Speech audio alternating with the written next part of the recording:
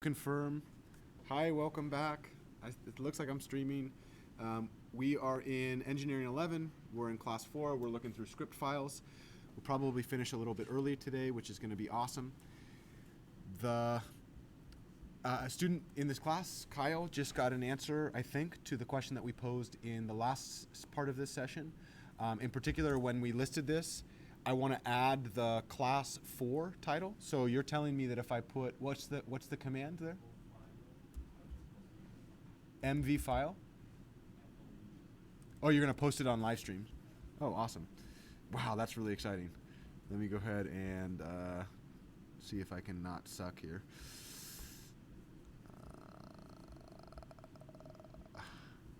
Okay, so let's go to update. And it looks like we're live. And so we're going to call this Engineer 11, Lesson 3, Lesson 1, Part 3, Session 2. Do this, and then we'll go ahead and open this thing.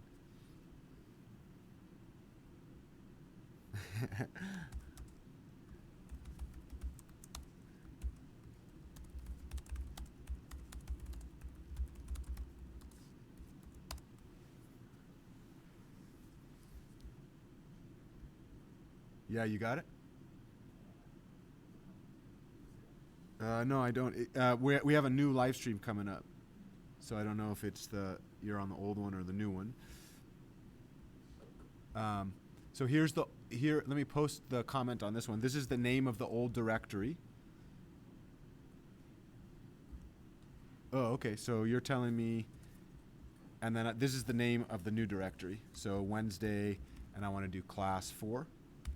So you're telling me if I type the name move file space old directory space new directory, like that, and then if I ls, very nice work, have fun. Okay, so what did I learn today? I learned that we can mkdir fun file, and then I can say move file, fun file, and maybe we do funner grammar. Right? Yeah, so now I can make files and I can move them. I probably, to be honest with you, one of the habits that I get to as a coder is when I learn new code, I usually write it down in a space that I can capture it outside of my actual. So this is my notebook that I carry with me everywhere, and then I'll log it at home in my proper coding files, where I kind of log that stuff away. All right. So we had this help file. I'm going to let you read this on your own. What was the upshot of the rules for naming script files, Josh, since you were the one that found this? Same as variable names. The rules for naming script files are identical for naming variable names. How many total characters can we use?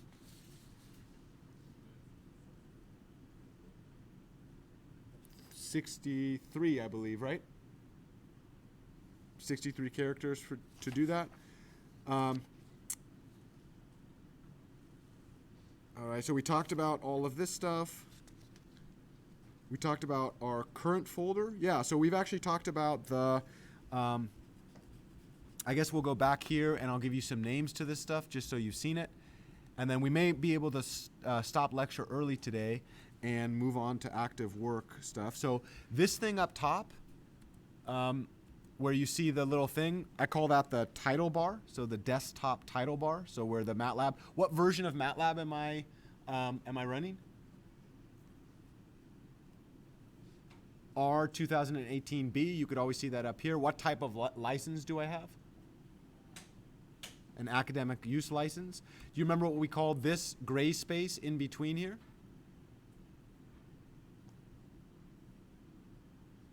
The MATLAB tool strip. Tool strip gives me graphical user interface buttons to powerful commands categorized by tabs. Let me say that one more time. What is this little space called again? The tool strip. Why would I call it the tool strip? Why, not I mean, I call it the tool strip because the people at MATLAB call it the tool strip, right? But why does it make sense to call it a strip of tools? Yeah, because it's literally a strip across the screen of a bunch of buttons. Underneath each button is... Yeah, go ahead, Jonathan.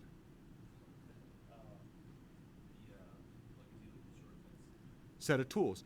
Crazy thing about this is there should, in my mind, there are at least 3 different mechanisms to access the functionality behind each button.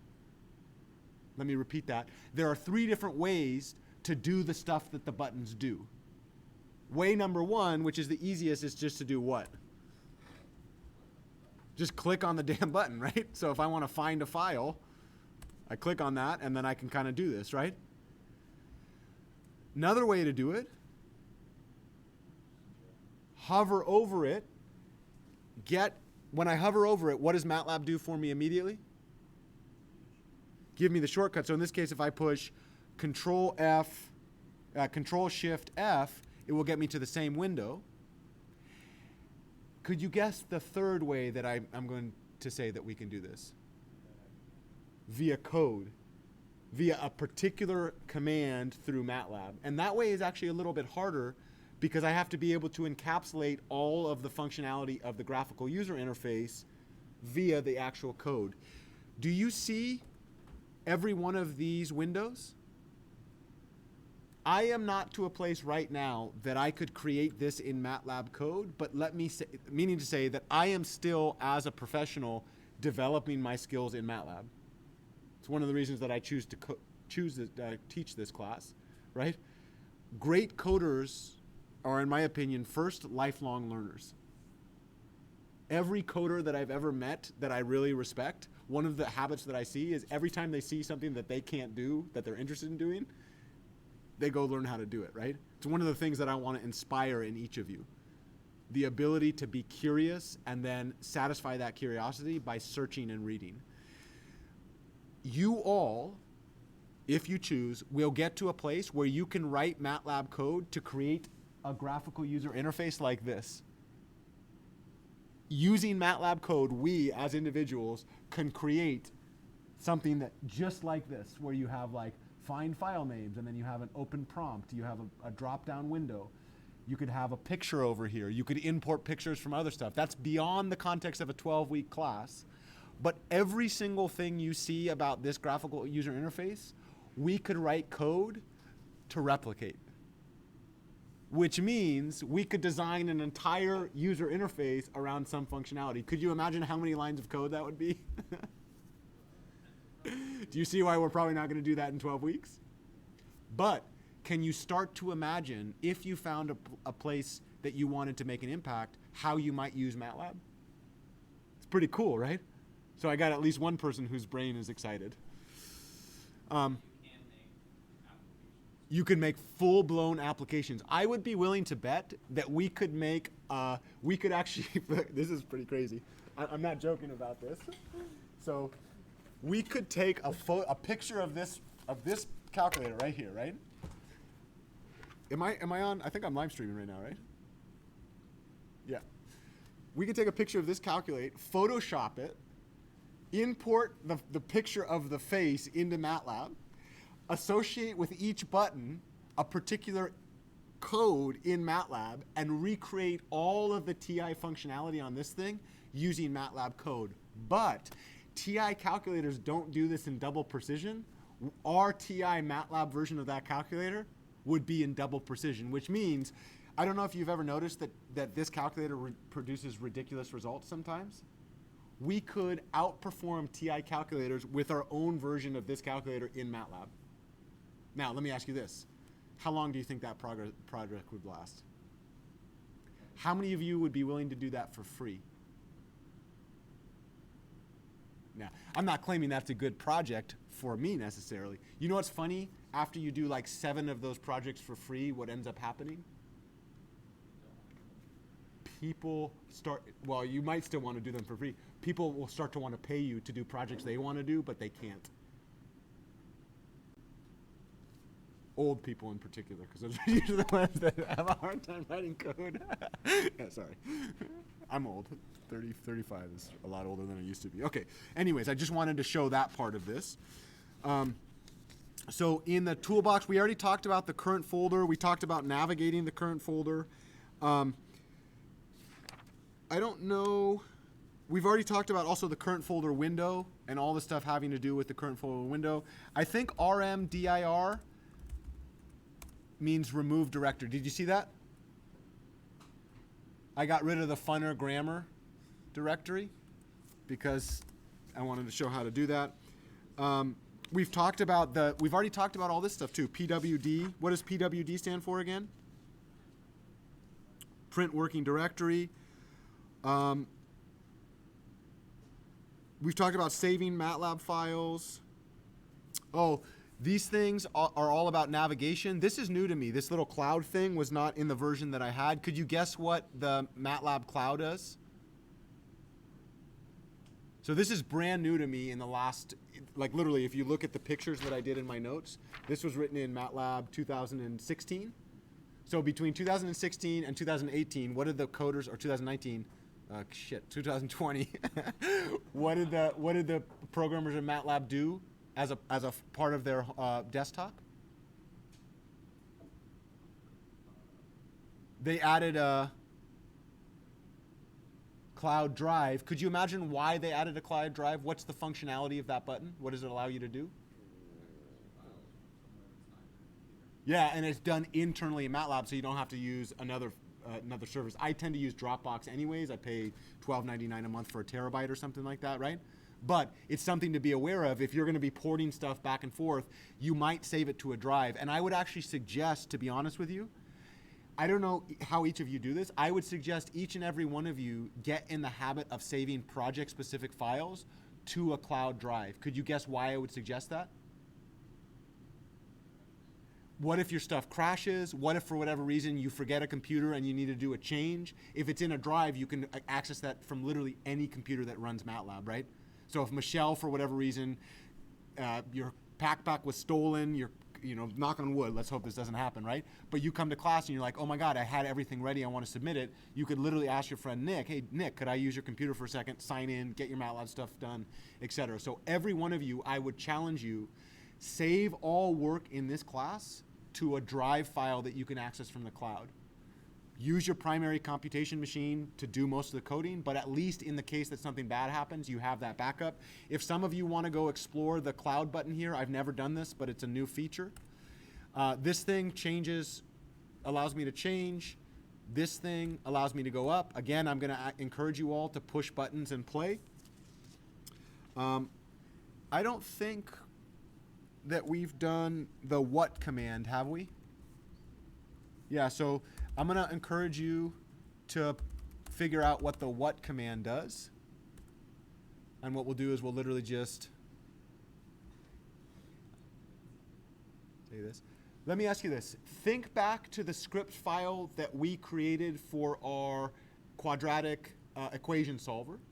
What was the structure of our code? Do you remember this?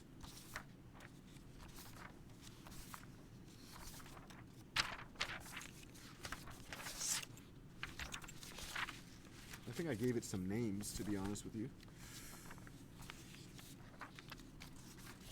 Yeah, there it is. So let's go back to this thing, and let's do these folders right next to each other, because I want to show you. I'm actually trying to teach you some metacognitive habits right now. Some ways of thinking about this stuff. Okay, so let's go ahead and undock this sucker, and we'll bring this. Make this smaller.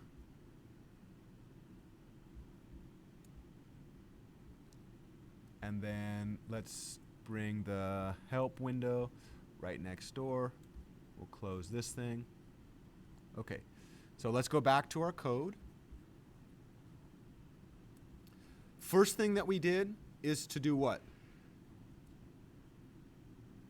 we gave our code some what you might call title information. In MATLAB's help window, what's the title information?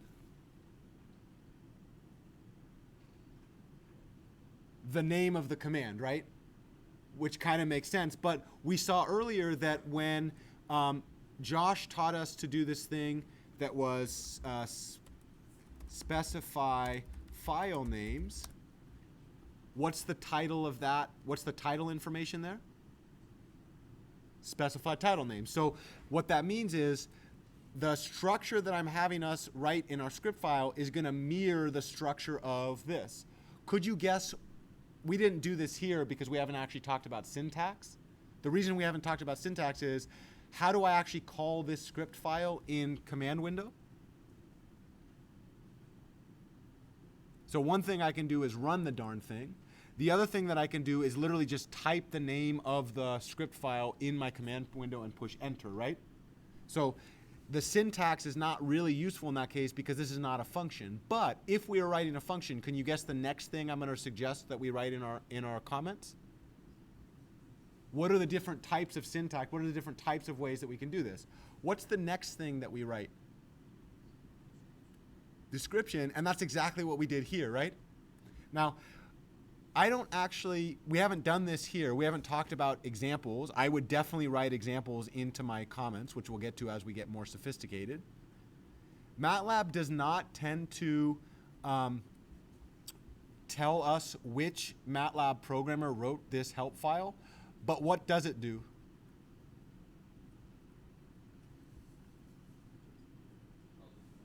Yeah, this is equivalent to created on. What does this tell us? If somebody was running a version of MATLAB 2005, what would happen? The what command would not function for them because usually it's backward compatible, right? So that is the equivalent of the version information. So let me name this stuff now. When you write script files, and in fact you're going to do this for Lab 2, I expect what I call title information. We're going to have something called help documentation, which you're going to get in the habit of doing. We're going to have something called author and version information, and then also extensive commenting. This commenting would get at most a C. I'll talk more about that as we get to know each other, but I can tell you, if I was grading my own code and I read this, the highest this commenting would get is a C, because there's a lot of coded information underneath, which we'll talk about. The last thing that I wanted to show you today is we already talked about all the different tabs on the top, and I'll let you play with those on your own time. But if I go to, I always forget how to do this, preferences. See if you can find preferences. Okay. And let's go to colors. And I don't know. What do you think? So maybe I want to like change the colors of my keywords. Right? So I can literally just mess around with MATLAB's environment. Why am I not tripping about losing these? Do you see this? That this is all semantic highlighting? Some of you might like to, MATLAB has some defaults. Why did I not trip about whether or not, it would be really fun to see if we could, anybody want to try to see if you can change the colors of the actual background? Yeah, you can. How do you do it? The use system colors, check the background. Yeah, I mean the sidebars and the top round. Wait, do a black background and green letters. Okay, yeah, let's make it as painful as possible. Put it on full screen. Okay. Scroll down. Okay, green. It can be every coding The Russians are launching nukes. Easier on the eye. Yeah, I mean, you could do whatever you want. At the end of the day, though, let's pretend that you wanted to go back to normal, right? So you can literally customize your environment. You can also, my real question is, can we change these colors? Could you change the color of the little bar right here and the little command window? Well, I don't know whether or not I don't know. I don't have an answer to that question. It's been something that's been on my mind. I've never actually taken the time to do it. Some of my students, every one of my students inspires me. That's a challenge for you.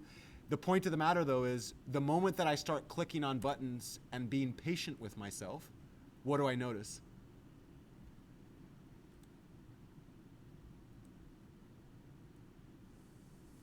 I mean, literally, just like start clicking on buttons, right? App designer, code analyzer.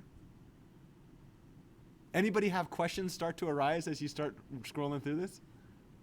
I know Nick does. I know his mind is super active. Can you articulate one of those questions out loud? I'm sure you do. I'm sure you have them, right? There's a lot going on in this. Where'd you see? Where'd you see? Fonts, check that out.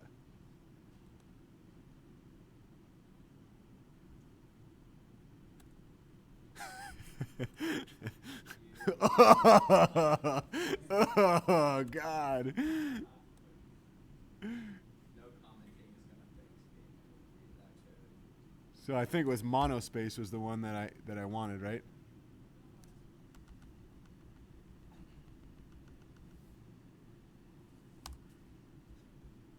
Can I go back to defaults? Do all of these have a reset button?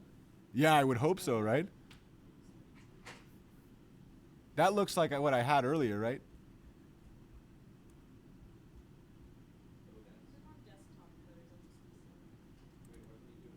Where do you see that?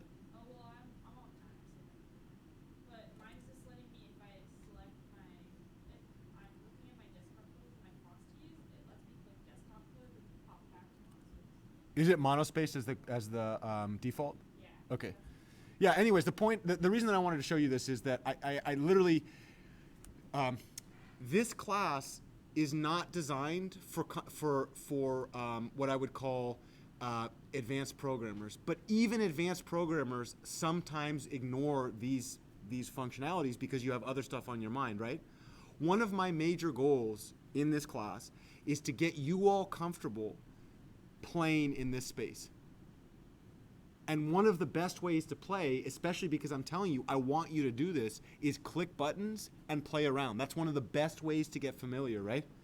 And so you're going to see I actually spend time talking about that because I think it is important as you develop yourself and your identity around MATLAB to really get familiar with how MATLAB functions and how all this stuff works. With that said, I think that's enough on this one. Can we go and talk about some of the stuff in lab? Can we immediately transition and start lab work early? Okay, let me go ahead and end this live stream, and then we'll start a new one for lab. All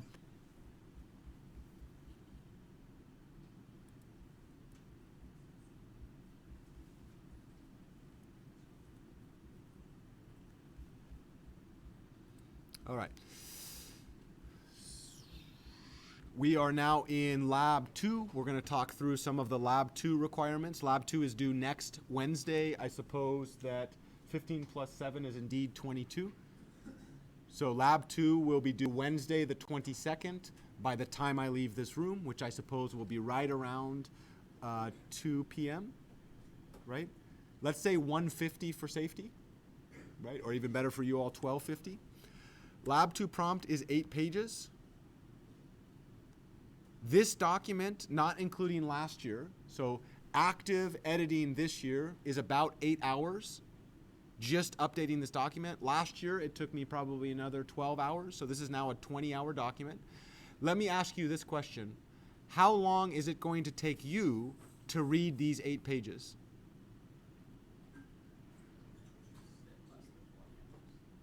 Less than 20 hours for sure. Can you guess what my expectation is? Read it. I did something that I hope you will find fun. I don't know if you're going to find this fun. I reorganized these things. Do you see it? Next to every item I expect you to actually read and complete, I put a check mark. I also named the item. So if I said, hey, did you finish item 1A.3? There it is. I'm going to get in the habit, if I can, to try to like underline specific stuff that I expect you to submit. Right? It's just not, so let me say this.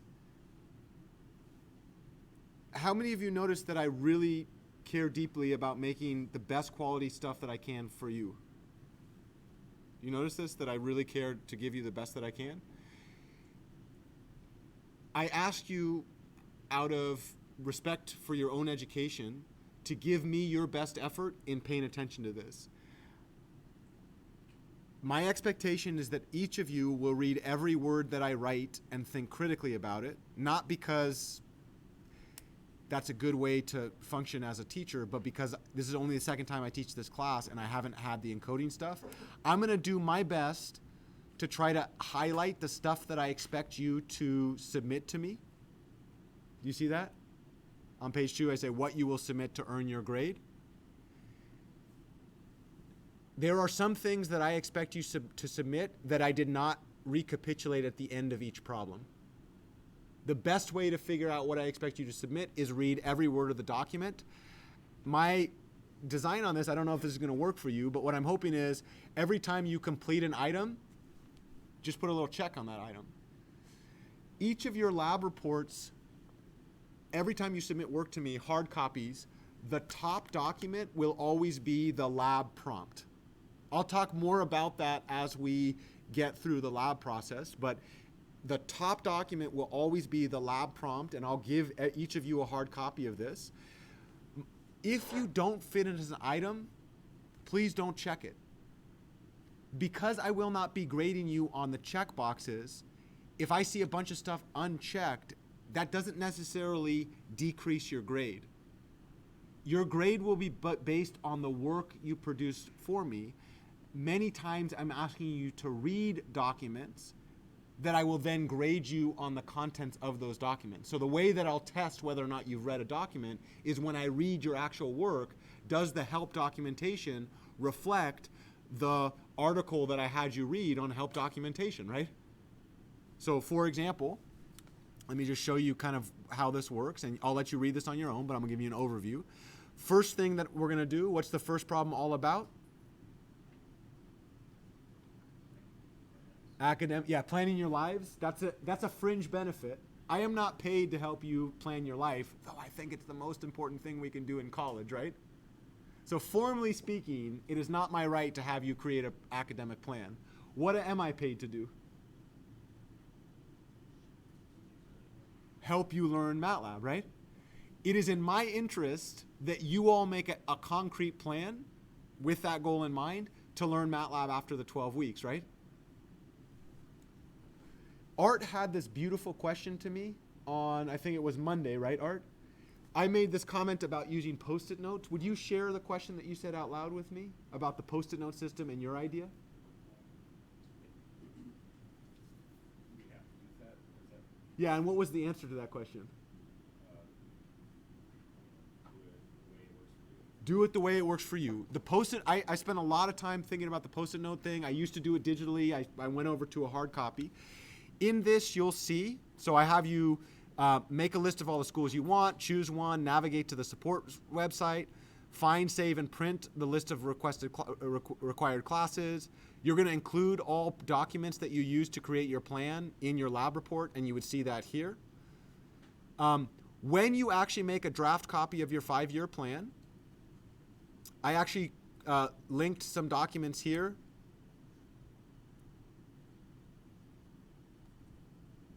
So on the website here, I have 50 years of life rather than just 5 years. And I did this using the mail merge functionality that you and I have studied before, Art. You can download those and use them. You can use anything you want. For me, I'm going to be looking for the next 5 years. And you don't have to finish the next 5 years. What I really want to know is, give your best educated guess about the classes you're going to take at your next institution. Identify a subset of those classes that may rely on MATLAB, and then specifically identify the type of MATLAB code that will be most useful in those classes, right? At the end of the day, You're going to submit that plan to me. I've now written some documentation about what I expect. As you read this, you're going to have questions. Please ask those questions, and I'll do my best to document. That's problem number 1. Problem number 2 is going to all be about starting your journey. Each of problem number 2, there are particular either watching videos or reading articles. I'm going to show you one of the things that I tried to do last quarter, and I'm doing it again this quarter. Every time I assign something to you, I try to do it myself, right? Because I want to see how long is it going to take, because some of my students say, oh my God, that reading took 45 minutes. And I literally want to see, like, did it take 45 minutes? And so I always kind of clock myself, right? And that's in addition to my full-time job and the authoring and my 2 kids, right? So I do literally try to keep up in this class.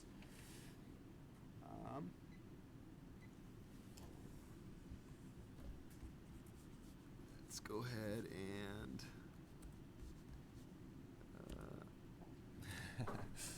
this is going to just be suboptimal.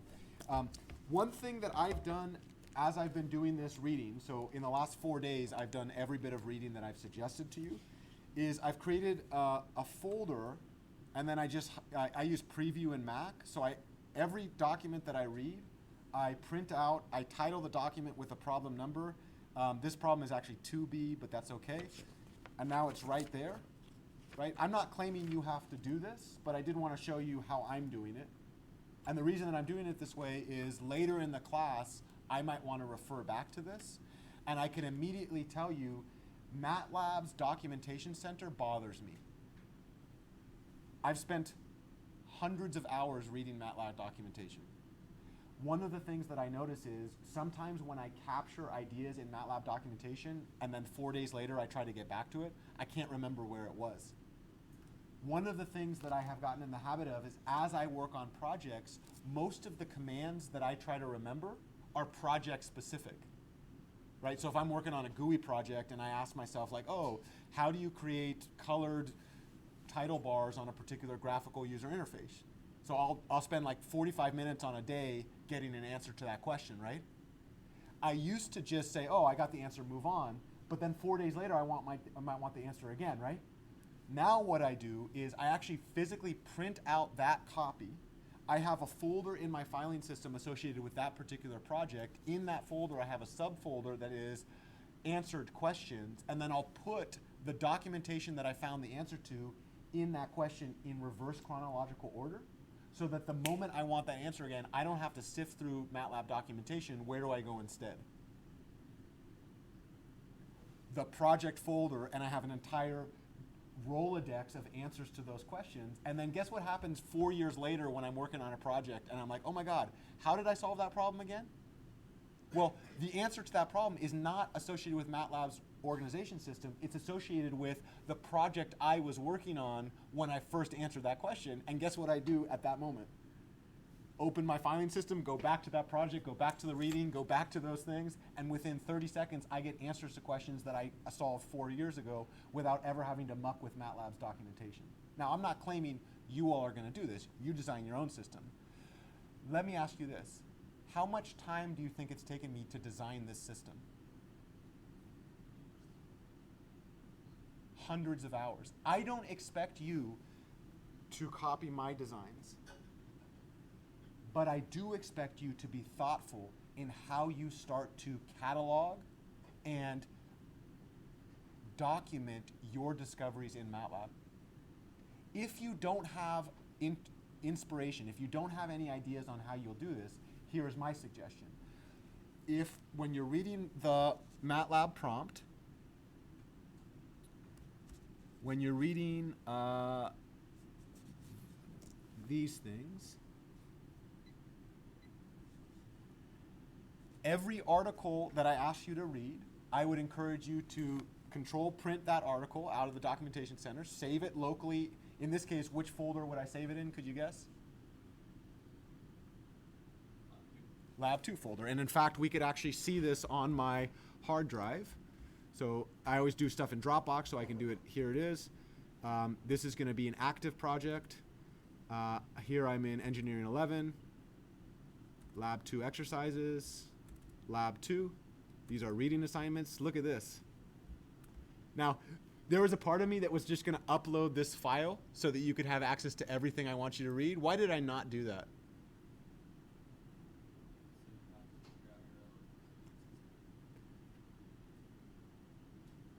Part of this work is you learning to navigate MATLAB documentation and then you learning to create your own hierarchy. Some of you are going to ignore me right now. Anybody feel a little impatient with yourself? Me too. Years of training has gotten me over that, right? It's okay if you ignore me. Later, though, when you suffer the consequences of that youth, please do look in the mirror. I always encourage you to ignore wisdom when you hear it and then discover that wisdom for yourself. That is a really, really valuable way to learn, right?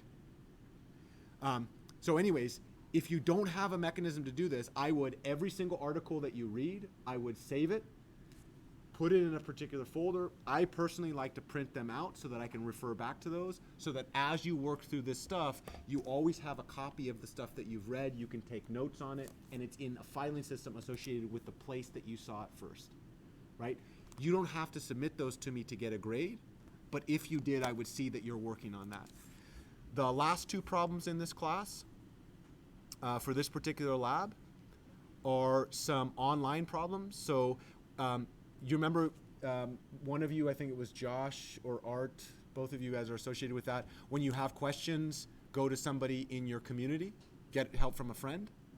There are not only friends that are sitting live in this class, there are also friends that have been working on MATLAB for decades. I know people that started coding MATLAB in 1985, right? There's an entire online community. Problem 3 is getting you connected with that online community. And then this problem, I expect to take at least 5 hours. That's what my last generation of students told me. Problem 4, the coding problem. How many of you have derived formulas for calculating mortgage interest and principal? This is the same as problem 3 from the previous Yep. one. Okay, I did that. Okay, great. So Josh has finished. I think you accept cash, credit, or check? It took a while. Yeah. Do you have a sense of how long it took you? The derivation part took like an hour and a half or something. Okay. So I'll go print this for you. Any immediate questions before you launch into your entire work session? Yeah, Nick. Oh, I do have examples of how I do these labs. I wonder if I was a smart cookie. Do you think I was a smart cookie? Let's see if I was a smart cookie. It might have been really helpful to capture student submissions in a folder where I could refer back to them at any point. Let's do the guy that went to, you probably shouldn't see their names. This guy was a UC Berkeley student, master's degree in electrical engineering.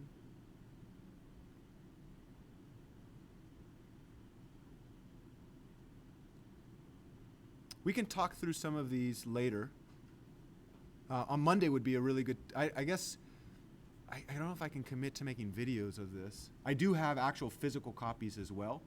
I made copies of student work, and I definitely looked at them recently. Yes, I have like 12 examples of this.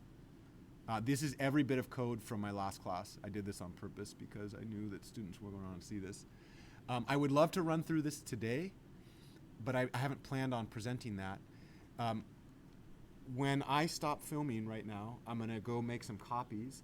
If you can get me to write in this, over the weekend I had planned on doing an entire video introduction to the system that I just told you, not for you all necessarily because you just got it, right? But for my next class. It would not be hard for me to spend 5 minutes highlighting some good examples of student submissions from last year. They're literally in a folder in my home filing cabinet, and I could do that. And if you can make me write that in this thing, I will definitely remember that over the weekend. That's a great question. Other questions? I didn't answer your question, but I did give a... Yeah, I have them, for sure. Other questions?